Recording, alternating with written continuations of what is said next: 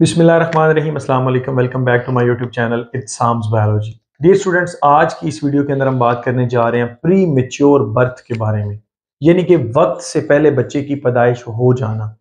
अभी वो जो टाइम डॉक्टर ने दिया हुआ था 9 मंथ्स जिनको हम बोलते हैं, या जो 280 डेज जेस्टेशन पीरियड होता है, जो प्रेगनेंसी होती है, वो पीरियड पूरा नहीं होता, उससे पहले बच्चे की पैदाइश हो जाती है। इसको हम क्या बोलते हैं?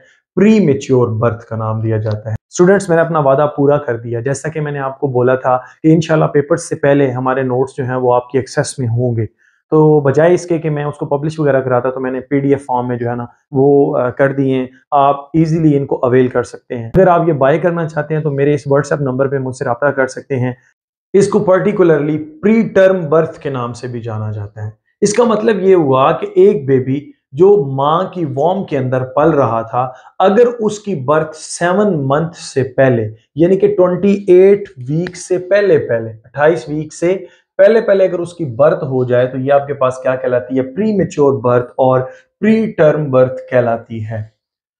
इसके काजेज क्या क्या हो सकते हैं, ऐसा क्यों होता है, और आजकल के इस टाइम के अंदर जो है वो ये ज्यादा देखने को जो है ना वो मिल रहा है कि प्री मेच्योर बर्थ्स बहुत ज्यादा हो रही हैं। अब आप देखते हैं हर हॉस्पिटल के अंदर नर्सरी जो है ना वो बनी पड़ी है। उसकी रीजन ये होती है कि ज्यादातर केसेस जो होते हैं वो प्री मेच्योर होते हैं। प्री मेच्योर होने की वजह से फौरी तौर पर उनको जो है वो नर्सरी के अंदर जो है वो एडमिट कर दिया जाता है, और फिर वहां पर उनको या तो वो ट्यूब के अंदर लगा दिया जाता है, आप जानते हैं, या वार्मर पे रख दिया जाता है। अगर उनका लंग्स का इशू है तो उनको ऑक्सीजन लगा दी जाती है, दिस एंड दैट। ये सारे काम आप देखते हैं आजकल हॉस्पिटल्स के अंदर हो रहे हैं।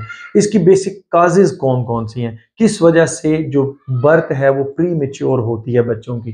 काजेज में सबसे पहला आता है स्मोकिंग, कि अगर माँ जो है वो स्मोकिंग करती हो। हमारे पाकिस्तान के अंदर तो बहुत रेयर है कि फीमेल स्मोकिंग करें, लेकिन बाहर के कंट्रीज में जो है ना वो फीमेल भी स्मोकिंग करती हैं। सो दैट्स वाई स्मोकिंग एक मेन और मेजर काज है जिसकी वजह से जो बच्चा होता है वो प्री मेच्योर उसकी बर्थ हो जाती है, यानी कि बच्चे की जो प्रेगनेंसी या जेस्टेशन पीरियड है वो मुकम्मल नहीं होता, उससे पहले बर्थ हो जाती है। उसके बाद आता है केयरलेसनेस। जो मदर है अगर वो केयर नहीं कर रही, मतलब डॉक्टर ने अगर उसको बोला है कि आपने ये काम नहीं करने, वजन नहीं उठाना, लाइक आपने जो है वो पाँव के बल नहीं बैठना, तो ये सारी की सारी बातें जो है ना अगर डॉक्टर उसको कह रही है या कह रहा है, लेकिन उसके बावजूद वो जो मदर है वो उसने फिजिकल और इमोशनल स्ट्रेस ली हुई है, तो ये केयरलेसनेस है। जो उसका जो बच्चा होता है उस पर इसका इफेक्ट जरूर जाता है, और उसी वजह से प्री मेच्योर बर्थ आ जाती है। फिर आती है हेल्थ कंडीशन। बहुत सारी ऐसी हेल्थ कंडीशंस हैं जिसकी वजह से बच्चा जो है वो प्री मेच्योर बर्थ की तरफ जाता है, यानी कि बच्चे की जो बर्थ है वो प्री मेच्योरली हो सकती है। उसमें सबसे पहला आता है हाई ब्लड प्रेशर। अगर मदर को हाई ब्लड प्रेशर है तो फिर भी प्रॉब्लम है, यानी कि जो हाइपरटेंशन है वो ज्यादा है, मदर जो है उसका बीपी हाई रहता है, उससे भी चांसेस होते हैं कि वो जो बच्चा है वो जल्दी उसकी डिलीवरी हो जाए। डायबिटीज दूसरे नंबर पर आता है। डायबिटीज की वजह से आपको पता है कि बॉडी में वीकनेस आ जाती है, जिस वजह से पूरी बॉडी डिस्टर्ब रहती है। उसके बाद आता है ब्लड क्लॉटिंग डिसऑर्डर्स। अगर मदर में कोई इस तरह का इशू है, उसके ब्लड के क्लॉटिंग का कोई मसला है, लाइक हीमोफीलिया, थैलेसीमिया, इस तरह की सारी बीमारियां आपने ऑलरेडी पढ़ रखी हैं, इस तरह का कोई मसला है तो फिर भी प्रॉब्लम आ सकती है। इसमें ब्लड से एक और भी है कि अगर अगर तो मदर जो है वो उसका ब्लड ग्रुप है पॉजिटिव फॉर एग्जांपल, और जो बेबी है उसका है नेगेटिव, तो फिर भी प्रॉब्लम हो सकती है। उसकी वजह से भी प्री मेच्योर या मिसकैरेज होने के चांसेस होते हैं। उसके बाद आते हैं इन्फेक्शन। अगर कोई मदर को इन्फेक्शन है, और स्पेशली उसका जो रिप्रोडक्टिव पार्ट्स हैं वहां पर अगर इन्फेक्शन हो गया, तो उसकी वजह से प्री मेच्योर बर्थ हो जाती है। फिर आता है कि बेबी विद बर्थ डिफेक्ट्स, यानी कि अगर बच्चे को कोई कंजेनिटल डिजीज है, डिसऑर्डर है। फॉर एग्जांपल आप यहाँ पर देख सकते हैं कि अगर बच्चा जो है उसमें क्रोमोसोम्स की डिस्ट्रीब्यूशन कंप्लीट नहीं हुई, आपने वो टर्नर सिंड्रोम, वो क्लाइनफिल्टर सिंड्रोम, इस तरह की चीजें पढ़ रखी हैं, तो यहाँ पर भी क्या होता है कि ऐसे बच्चे जो हैं वो प्री मेच्योर उनकी बर्थ हो जाती है। फिर आता है कि इन विट्रो फर्टिलाइज्ड बेबी। बाज औकात फीमेल के अंदर प्रॉब्लम होती है, उनकी जो फ्लोपियन ट्यूब्स होती हैं वो ब्लॉक होती हैं, तो फिर पेरेंट्स को क्या करना पड़ता है? इन विट्रो फर्टिलाइजेशन करवानी पड़ती है, यानी कि फर्टिलाइजेशन फिर मदर की बॉडी के अंदर नहीं होती, मदर की बॉडी के बाहर होती है। मदर से एग ले लिया जाता है, फादर से स्पर्म लेके टेस्ट ट्यूब के अंदर बाकायदा उसकी फर्टिलाइजेशन या पेट्री डिश के अंदर वो करवाई जाती है माइक्रो इंजेक्शन की मदद से। This is another topic. तो फिर अगर वो बेबी दोबारा से मदर की वॉर्म के अंदर रखा जाता है, वो जो फर्टिलाइज्ड एग होगा या एम्ब्रियो होगा, तो वो फिर उसके भी चांसेस होते हैं कि वो प्री मेच्योरली उसको बॉडी से बाहर निकाल दिया जाता है, यानी कि उसकी बर्थ हो जाती है। या फिर ऐसा होता है कि मदर जो है वो वक्फे का ध्यान ही नहीं रख रही, मतलब एक बच्चा हुआ, अभी वो 2 मंथ का था या 3 मंथ का था तो नई प्रेगनेंसी हो गई। तो इस तरह के केसेस में भी क्या होता है कि जो बच्चा होता है वो अर्ली बर्थ हो जाती है। फिर आता है कि किसी वजह से फिजिकल स्ट्रेस की वजह से लीकेज ऑफ एमनियोटिक फ्लूइड हो जाए, जो एमनियोटिक फ्लूइड है, ये एमनियोटिक सैक है, वो लीक हो जाए, वो रप्चर हो जाए, फिर उससे बच्चे की जो जिंदगी होती है, बच्चे की जो लाइफ होती है, उसको टेंशन होती है। फिर डॉक्टर ऑपरेट करके बच्चे को बाहर निकाल लेते हैं। फिर उसके बाद आपने सुन रखा होगा कि बच्चे को शीशे में लगा दिया गया। होता क्या है कि उस टाइम पे बच्चा जो फुली डेवलप नहीं होता, तो फिर तब तक वो शीशे के अंदर रहता है, ठीक है। वहां पर उसको जो है ना वो खुराक दी जाती है। और फिर एंड पे आता है डाइट। अगर मदर जो है वो फूड सप्लीमेंट नहीं खा रही या डाइट का वो ध्यान नहीं रख रही, उसके बाद फिर क्या होता है कि बच्चा जो है, या मदर की जो डाइट है उसके अंदर ऑक्सीटोसिन का लेवल ज्यादा रह रहा है, या आजकल प्रॉब्लम ये इस वजह से भी आती है क्योंकि आजकल हम जो दूध पीते हैं उसमें ना जो भैंस होती है उसको ऑक्सीटोसिन का इंजेक्शन लगाया जाता है।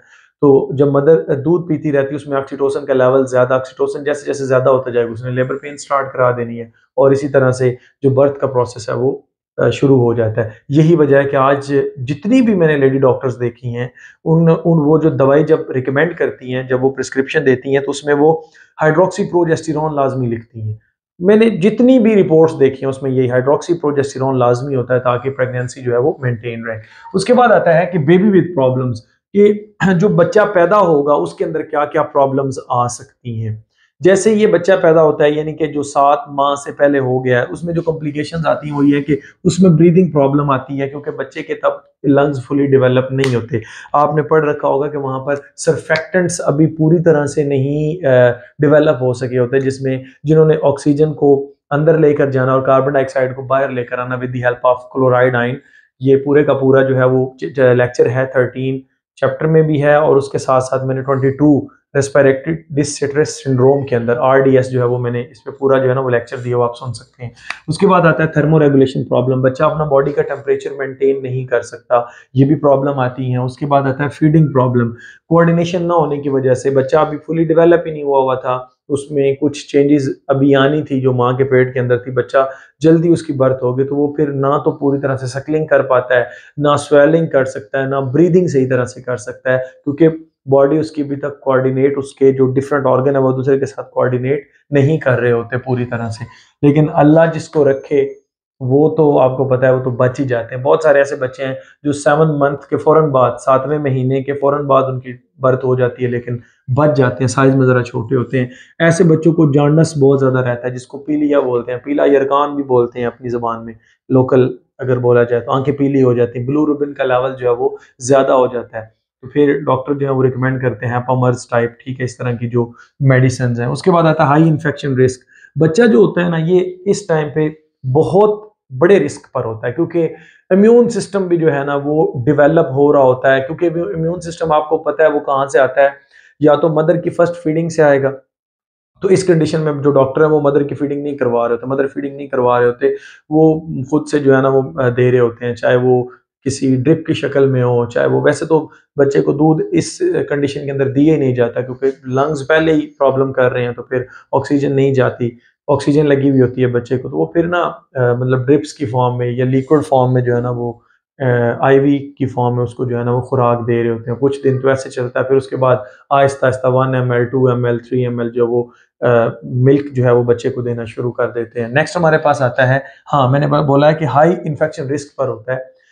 आपको पता है कि हमारा immune system with the passage of time ज़्यादा ज़्यादा डेवलप होता जाता है, जैसे जैसे हमारा एक्सपोजर दूसरी चीज़ों के साथ होता है, बाहर से आने वाले जो जर्म्स होते हैं उनके साथ होता है, तब तब वो ज़्यादा डेवलप होना शुरू हो जाता है। तो इस कंडीशन पे बच्चा जो है ना वो बहुत बड़े रिस्क पर होता है। नेक्स्ट हमारे पास आता है लॉन्ग टर्म कॉम्प्लिकेशंस, उसमें विजुअल प्रॉब्लम्स आती हैं, विजुअल इम्पेयरमेंट आती है। विजुअल प्रॉब्लम यानी कि अब बंदा, इवन दैट बच्चा जो होता है वो ब्लाइंड भी हो सकता है, उसकी आंखों में फर्क आ सकता है, ठीक है ना, एक यानी कि आई बॉल इधर है एक इधर है, दोनों अंदर वाली साइड पे भी हो सकते हैं, नज़र कमज़ोर हो सकती है, हेयरिंग प्रॉब्लम भी उसको आ सकती है, और फिर क्या हो सकता है कि पैरालिसिस भी हो सकता है बच्चे को। तो ये तमाम तर कॉम्प्लिकेशंस आती हैं उस बच्चे के अंदर जो प्री मेच्योर जिसकी बर्थ हुई होती है, यानी कि 7 मंथ से पहले अगर उसकी बर्थ हो जाए तो। सो आई होप कि आपको ये मेरा लेक्चर अच्छा लगा होगा। Stay connected, thank you and अल्लाह हाफिज़।